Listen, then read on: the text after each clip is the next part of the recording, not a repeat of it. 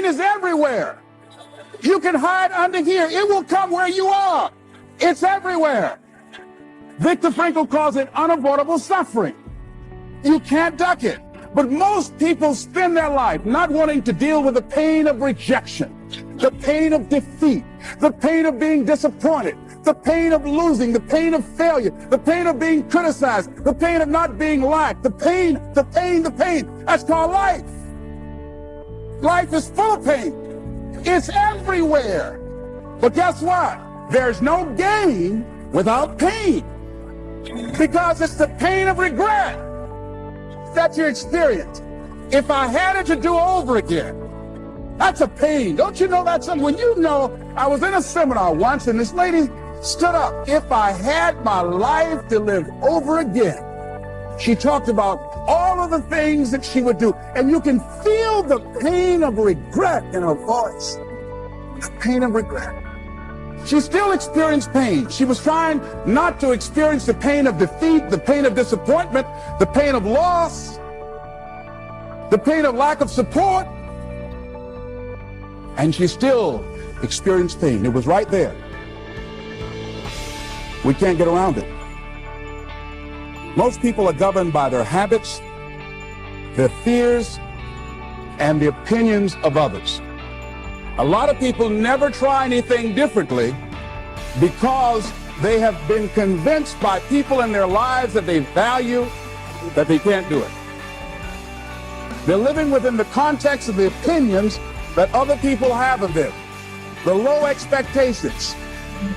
Many people doubt themselves because when they thought about doing something at some critical point in their lives, somebody they respected and honored, somebody they believed in, somebody that they loved, someone they trusted said, you can't do that. And they accepted that.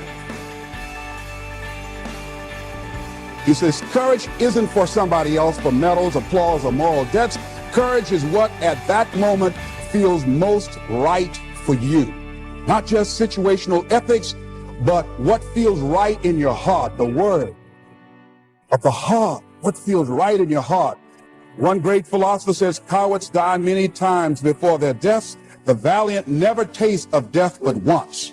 What does that mean? The valiant people aren't afraid? No. It means that they experience that fear and they move forward. They move forward anyhow. Many people are dead now. Many people are allowing their dreams to die. Many people are allowing the ideas to lie dormant and collect dust. Many people have all this talent and ability that they are allowing to be buried inside of them, that they will take with them to their graves because they didn't have the courage to be who they are. And I say, as you begin to look toward the future and manifesting your greatness, it's going to take everything in you, that your life deserves the concentrated effort to begin to look at how is it that I can express more of me? How is it that I can bring my ideas out here now? How is it? And start living with a sense of urgency because you're here today. You're gone today. Life is unpredictable. It's uncertain. There are no guarantees. No guarantees out here at all. So holding back, what are you waiting on? Ask yourself, what's the benefit of your waiting? What's the benefit of your not living your dream? What's the benefit of not listening to yourself? Oh, please, listen to yourself. You know the feelings. If you start listening to the feelings in your heart, and I'm doing it now more every day, I find that my feelings, I can trust them. In what you've done with your life thus far, is it giving you what you want? Is it giving you what you want? When you look toward the future, when you look at all that's going on out here, is there some place within yourself you say, hey, I know I need to be out there in that arena. I know I can do more than what I've been doing. I know there's some great music that I have within me that I haven't brought out here yet. Is that something that you begin to look at within yourself? See, I say if you look at your life, and if you're not getting what you want, you owe it to yourself to do something differently. If you're on a job, 85%, they say, of Americans go to jobs that they're unhappy. If you're doing something 8 hours a day, that you don't like, it's not giving you what you want, it's not giving you a strong feeling of satisfaction and fulfillment, you're miserable, you hate to go there, you're depressed just thinking about it, you're saying the "Thank God It's Friday" song every week, if that's what it is, you owe it to yourself to start strategically working to change directions. See, but you know what most people will do? Most people will resist change. Most people will fight change as if change would be worse than what they're experiencing. See, they know this. They're familiar with this. Most people will not challenge the unknown. They won't just step out there. See, there's certain things that's got to be in place. They got to see it all together. And life isn't like that. That's not how you grow. So as you look at your life, you're saying, I'm not getting what I want. As you begin to look toward the future, begin to know that whatever it takes for you to create that, you've got that in you. You've got that. You've got genius in you. You've got goodness in you. You've got creativeness in you. If you decide to take the initiative to change the current quality of your life, I say to you that you will find that the universe is on your side, that life is on your side. Now, will it be turbulent? Yes. Will it be easy? No, no. Will you have some opposition? Yes. Will I make a lot of mistakes? Yes. Will I get hurt? Yes. Yes. See, a lot of people won't try anything different in life because they don't want to get hurt. Let me tell you something. It's too much pain to duck. As you look at your life, ask yourself the question, what would your life be like? What would your life look like if you decided not to care what people thought of you? What would your life be like if you decided to give up some of your fears? What would your life be like if you decided to become courageous? What would your life be like? If you decided to act on your dream, if you did what you felt in your heart. You know what courageous means? Tom Ruskin and Randy Reed said, they said that courage comes from a French word which means of the heart. But how does it feel to you? He says it's courage, it takes courage to live. Says most people go through life not allowing themselves to step out because they don't want to let go.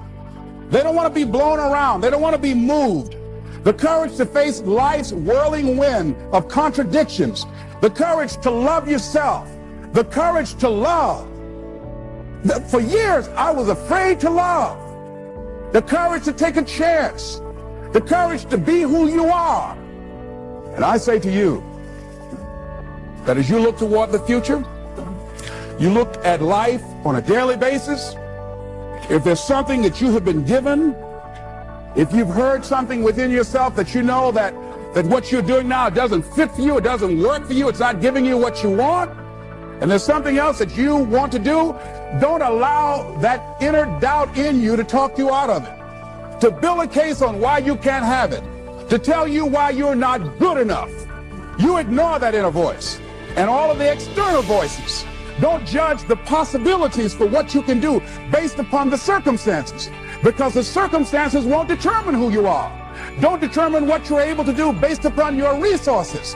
Don't determine what's possible for you based upon where your life is right now. Where your life is right now is not you. That's just what it is right now. But the possibilities for you are unlimited. If you're in a rebuilding process, it's unlimited. If you're coming back from adversity and devastation, it's unlimited of what you can do. That's the capacity of human beings. It doesn't matter how many mistakes you've made. It doesn't matter how many flops you've had.